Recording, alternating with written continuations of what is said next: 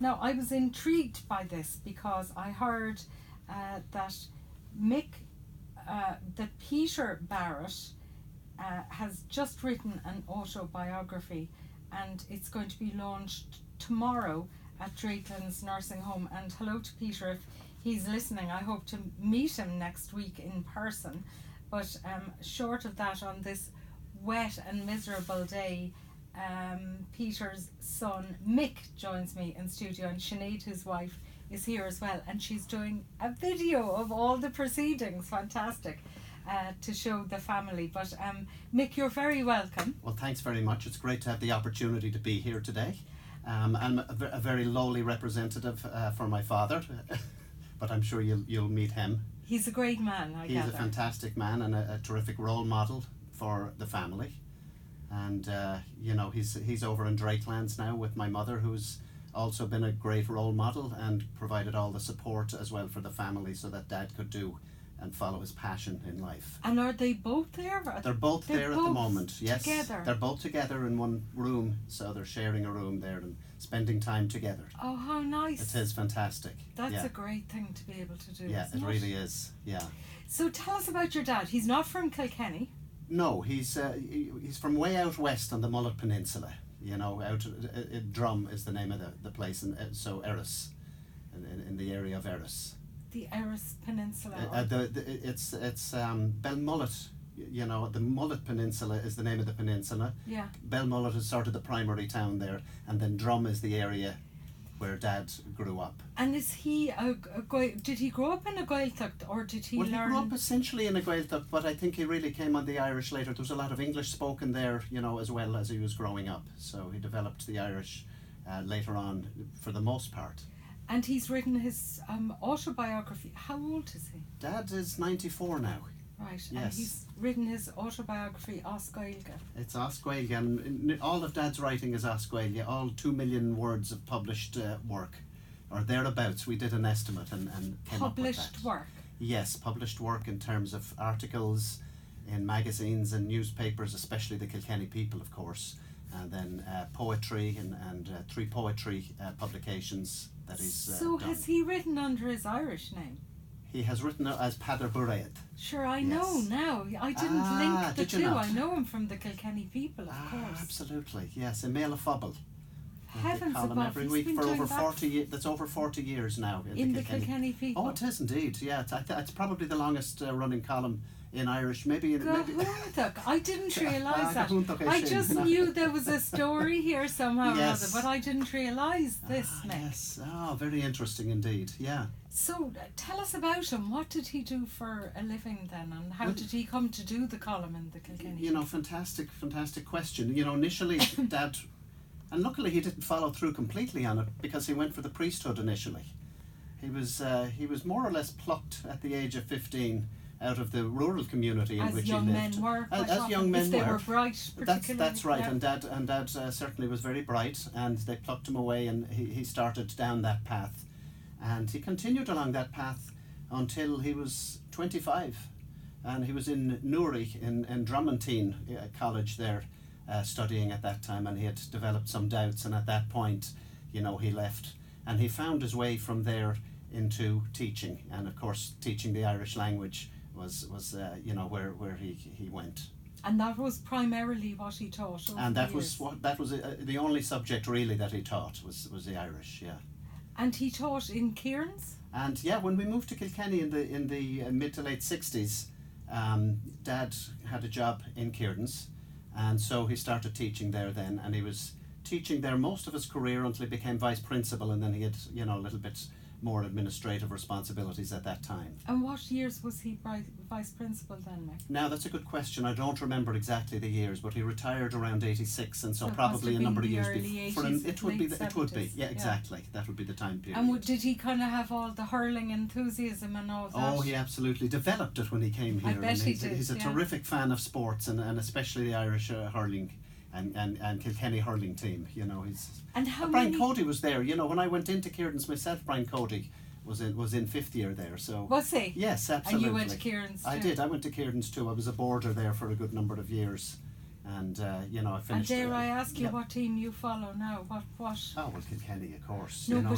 but which club is what it's all about well, you this know, weekend? you know, we. Would you be supporting the village or Well, not Ballyhale anyway? Well, we live out that way now, you Oh, do see, in you? Carrickshock, so. Oh my God! We won't say too much more about it. You better just be very quiet. That's right. Absolutely. And what Yeah. about your dad? Does he have a club team that he follows? Do you I'm think? not sure now. You better not speak for him. That's or I you better could not cause say anything. a I might get major it wrong. controversy. Yeah. That's right.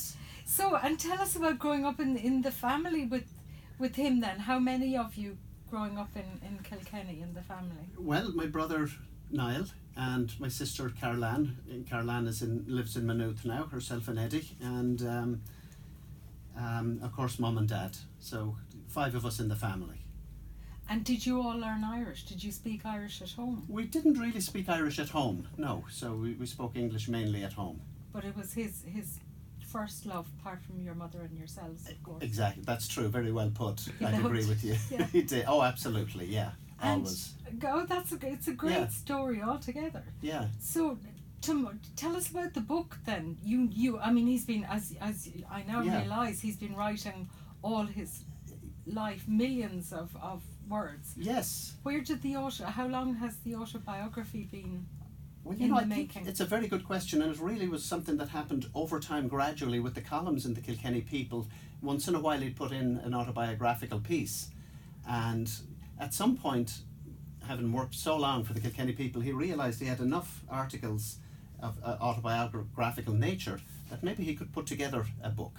And so he put together a draft of a book out of all of that, and finished that maybe 20 years ago or so. He kind of had a draft sitting there, which he shared with my sister Caroline and with myself, you know, her hard copies, as it were. And that sat there for a while. And Micheál Martin, who used to be the Gael Skull Ossery head guy there, he had a word in my ear and said, you know, your dad might want to look and see if there's a collection there of any sort to make a book. It'd be a great idea. And it sat with me a little bit, and then I realised, sure, we had that already.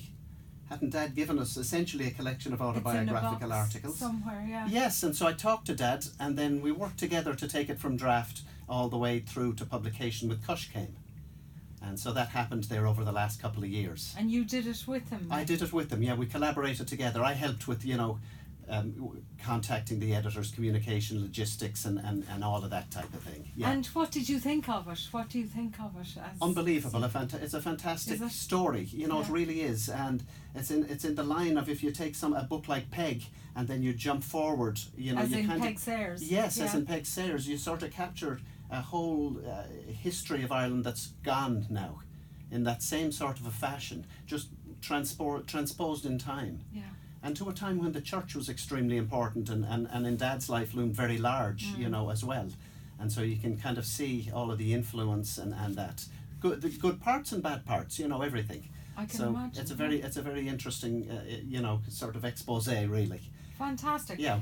It's Oscoilga. It's Oscoilga. Any plans to translate it for? Well, actually, the funny thing is, I have translated it already. No way. Yes, because I decided to do a little Afiocan on my own Gaeilge and revive it back again. And I decided one great way to do that would be to take Dad's work and translate it so I could fully understand it. How marvellous. And I did that, and we worked together on that collaboration so that I got it right. Dad helped correct and and you mentored. brushed up on your Gaeilge at and the I same brushed time. up on the Gaeilge at the same time, which was absolutely fantastic. So are the 2 versions being launched tomorrow? Tell us what's happening tomorrow. No, actually, Dad's His Irish own original Oscoilga version. Yeah, and the other one is just Agus sitting. cad the Sanam Dun Lower. Doirse Dé is Anam Dun Lower. Sure. Doirse Dé. Doirse Dé, God's gates. Yeah, the decisions and things in life that come along, and you pick a gate and go through it, and you know, and then another gate may open, and it's very hard to predict about these gates. Isn't I think that? that's sort of the vision. Yeah. Is he an amazing man? Is He's he a very absolutely- interesting man? Oh, he's Yeah. an amazing man altogether. Yeah, he really is in every sense, and he's definitely a role model that's sets a standard that's so high. Yeah. Good luck meeting it. And Doirse does he Dé. have grandchildren who go see him? He does. He has grandchildren, and he has 2 grandchildren who are in the UAE at the moment, teaching, and Peter and Chloe, and then our son Oisín, who lives in America with us, So they're his 3 grandchildren. Yeah. Fantastic. Yeah. Well, what's going to happen tomorrow then? Well, we're hoping to have a fantastic celebration tomorrow. At Out in Drakelands. Out on Drakelands, and Anne Fleckburn has been fantastic, herself and her staff, to provide a fantastic venue for us to hold this Seola Lower, the book launch. Seola Lower. Yeah, and so we're looking forward to doing a book launch there. Cushcane will be there with copies of the book, and then a couple of These people. are the publishers. They're the publishers, and we'll have a couple of speakers there as well who have known Dad throughout the years. So it'll be interesting. They'll give a little bit of their perspective on Dad, and they've read the book as well at this point. And he's fully aware of everything that's going on, and obviously he's been... He is, and Dad is intending to say a few words himself Good. at the Seola Lower also. And I can't be there tomorrow, and I'd love to be there, but Yeah. I'm going to come out and meet him, I hope, Terrific. next week or sometime very soon. Oh, anyway. that'll be terrific Possibly altogether. next I'm week. sure he'll enjoy that. But we'll send him greetings Very from good. KCLR. Definitely.